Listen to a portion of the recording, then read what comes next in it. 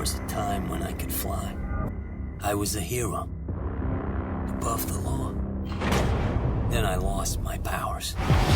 This has been 14 years coming.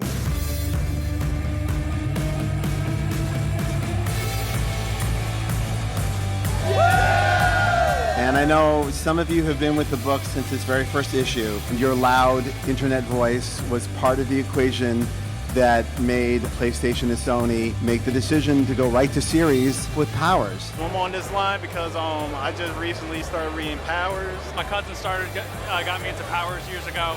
I've basically been hooked on the book ever since. It really takes these fantastic noir elements, detectives, hard-boiled, but then it takes all the superhero stuff and brings it in that we love so much. So they gave me a badge. The fuck am I supposed to do with that? Powers is about homicide detectives Christian Walker and Dina Pilgrim, who work cases specific to the world of Powers. That means if there's a dead superhero falling from the sky, that's their case. We're not trying to save the world or destroy the world, which is classic Powers things. We're not. We're just the same fuckers in this fucked up world. He has my fucking powers! He used to be a Power, and he is now down here with us trying to figure out what that means and what he can do. Him coming from this kind of celebrity power culture is such a huge contrast to Dina kind of being on the ground in very unglamorous detective work. We're introduced to her in this version in a place where she's actually quite wounded. So she's coming to Powers Division kind of looking for a new home.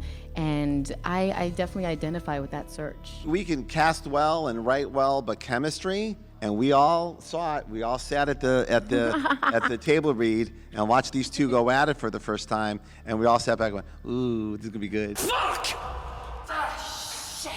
It's unlocked. What's amazing about Sharlto, his mind is like a thunderstorm where there's all this electricity going on in his brain. He's always got amazing ideas, and he's always interested in you guys and making sure that we tell the most interesting story for you. This is like a big cast and a big budget and comparable to anything you see on television. And let's talk about Charlie Houston, who's actually the showrunner of the show. He's an amazing novelist, and some of you may even remember his work on Moon Knight. And he is shepherding the show into such an amazing place. Callista is older in the show, which is a wonderful treat. I think you get to see this young woman still, but develop into herself and find out what it means to be a Power. Johnny is a very complex, conflicted character, fiendishly brilliant criminal mastermind.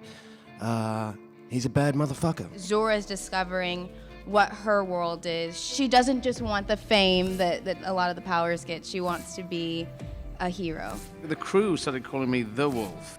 He is ancient, he is dark, he does have more powers than anyone seems to have, but he is beguiling, he is charming, and at the point we meet him, he is fucked up as hell.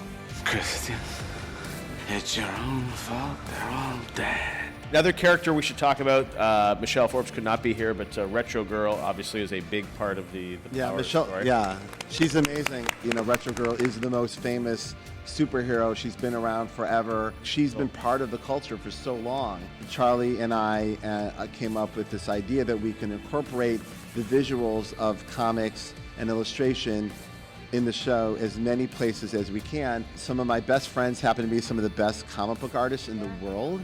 What you're looking at is David Mack illustrations done in the Bob Peak style of the 60s Fashion Vogue illustrations. A lot of people made this happen. All this going on here and all these amazing people, and there's people in the audience, David Engel and Chris Parnell from Sony, who made this happen today. We're huge Sony fans too. I have a PlayStation 3, PlayStation 4, a PlayStation Vita. We're definitely interested in watching that on PlayStation. And everyone at Sony and PlayStation has been amazing.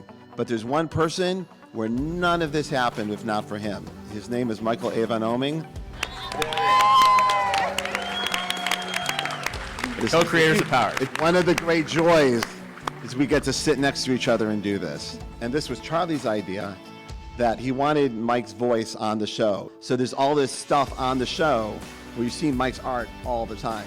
You know, I was once criticized by a British friend of mine who said I use awesome to describe hamburgers and pretty much anything, and that awesome should be reserved for angels' wings blossoming before the opening heaven's gates or something. Yeah. And I can definitely say this is awesome.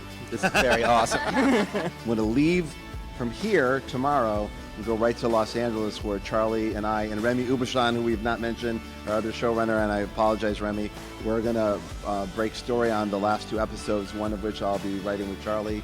So, yeah, so writing on the show. Well, that's your first ever look at Powers. Thanks to everyone on the panel. Thank you, everyone. Thanks for coming. The rest of Season 1 and PlayStation Plus members are going to get the complete first season absolutely free of charge. Awesome. I like free.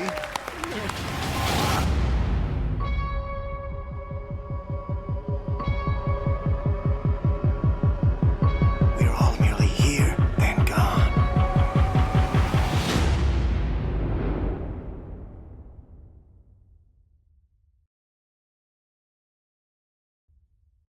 PlayStation